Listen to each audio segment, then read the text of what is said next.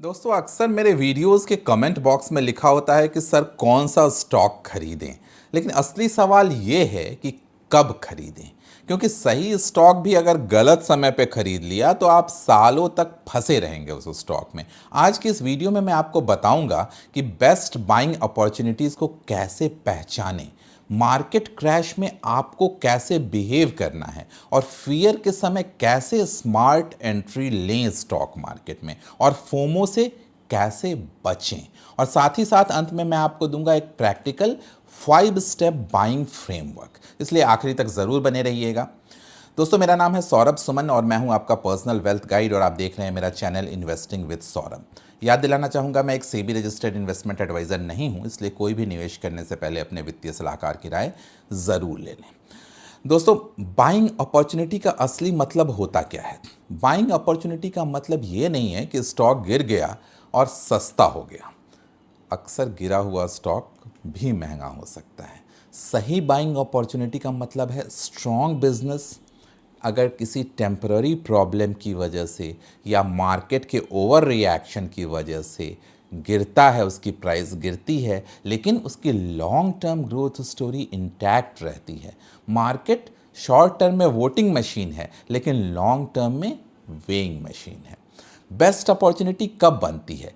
जब मार्केट में फियर होता है, न्यूज़ नेगेटिव होती है, सोशल मीडिया में पैनिक होता है, एक्सपर्ट्स कॉशियस होते हैं, इंडिया विक्स हाई होता है और रिटेल सेल कर रहा होता है। याद रखिए, जब सब बेच रहे हों तभी अपॉर्चुनिटी बनती है। आपको अपना माइंडसेट क्या रखना है, चाहे देखिए वो कोविड क्रैश हो या पुराने जो वॉर के न्यूज़ हुए हैं, वो इलेक्शन की अनसर्टेनिटी के कारण जब भी मार्केट गिरा है, हर बार पैनिक आया है और हर बार मार्केट ने वापस बाउंस बैक भी किया है। जब स्ट्रॉन्ग स्टॉक्स 20 से 40% तक करेक्ट करें तो प्रॉफिट अगर उन कंपनियों का ग्रो कर रहा हो, अगर उनके कर्ज कंट्रोल में हो, अगर वो इंडस्ट्री के लीडर्स हों, फिर भी उनके प्राइस 25 से 30% गिर जाए तो ये क्या खतरा है या मौका है? आप खुद बता सकते हैं। आपने चेक करना है कि करेक्शन कंपनी स्पेसिफिक है या मार्केट वाइड करेक्शन है ये। अगर आपको लगता है कि कंपनी में कोई प्रॉब्लम नहीं है एज सच, उसका बिजनेस मॉडल इंटैक्ट है और फिर भी प्राइस क्रैश हुआ है, तो ये एक बड़ी अपॉर्चुनिटी हो सकती है। अब सबसे बड़ी गलती होती क्या है? लोग गिरते स्टॉक्स को एवरेज करते रहते हैं बिना ये समझे कि प्रॉब्लम टेम्पररी है या परमानेंट है। यहाँ फ़र्क समझना है ही बेसिकली बाइंग मास्टरी है।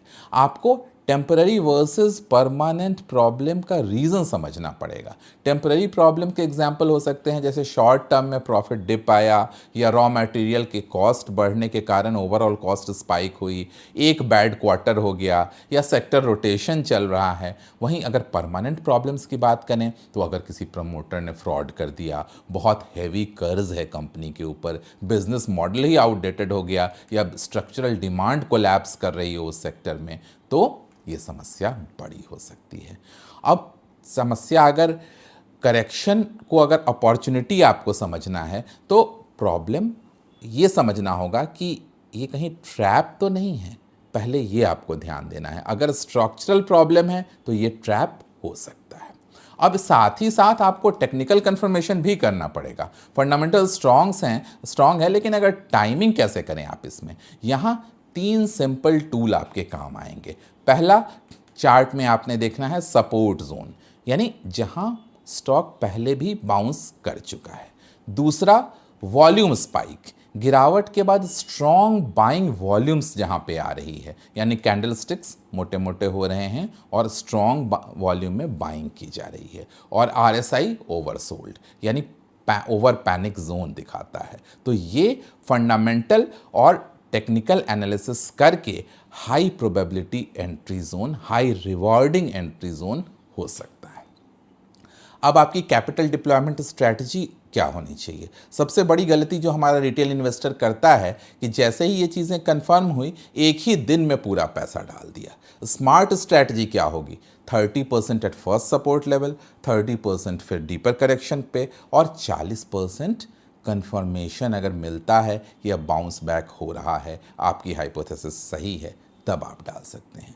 इससे एवरेज प्राइस कंट्रोल में रहता है और इमोशनल प्रेशर भी आपके ऊपर कम रहता है। बेसिकली ये अगर आपकी स्ट्रॉन्ग इमोशन है, अगर आप अपने इमोशंस को हैंडल कर सकते हैं, तो यही आपको मार्केट में असली एज देगा। बाइंग अपॉर्चुनिटी चार्ट पर नहीं, आपके दिमाग में बनती है। जब आपको डर लगे, जब आपको लगे कि मार्केट ख़त्म हो जाएगा, जब व्हाट्सएप ग्रुप नेगेटिव हो, तभी सबसे बड़ा मौका बनता है। याद रखें, मार्केट रिवार्ड करता है पेशेंस को और पनिश करता है पैनिक को। अब जो मैंने कहा था कि 5 स्टेप बाइंग फ्रेमवर्क क्या होनी चाहिए, जब भी बाई करना हो तो ये चेकलिस्ट 1 बाय 1 ज़रूर देखें जो मैं कहने जा रहा हूँ। बिजनेस स्ट्रांग होना चाहिए, ग्रोथ फ्यूचर इंटैक्ट होनी चाहिए, प्रॉब्लम जो आया हो उस स्टॉक में, उस कंपनी में, वो टेम्पररी होनी चाहिए, और ये स्टॉक प्राइस हमारे टेक्निकल सपोर्ट जोन में होना चाहिए, और उसमें भी पांचवा कि हमें अपने कैपिटल को फेज्ड मैनर में डिप्लॉय करना है। अगर ये 4 से 5 पांचों आपके टिक हो रहे हैं तो आपकी वेल्थ क्रिएशन की हाई प्रोबेबिलिटी बनती है। मार्केट में पैसा बनाने के लिए जीनियस होना ज़रूरी नहीं है, बस डिसिप्लिन ज़रूरी है, पेशेंस ज़रूरी है और सही एंट्री पॉइंट ज़रूरी है। बस यही सिंपल गेम है। बेस्ट अपॉर्चुनिटीज़ हमेशा डर के समय बनती है। अगर आप भी सीखना चाहते हैं कि क्रैश को कैसे अपॉर्चुनिटी में बदलें, तो इस चैनल को सब्सक्राइब करें। जो बेसिकली कॉन्सेप्चुअल वीडियोस मैंने पहले डाले हैं उन्हें ज़रूर देखें, एक ओवरऑल इंसाइट मिलेगा और आप भी अपनी इन्वेस्टमेंट जर्नी को आसान बना पाएंगे। जल्दी ही मिलते हैं ऐसे किसी नए वीडियो के साथ। तब तक सौरभ सुमन साइनिंग ऑफ।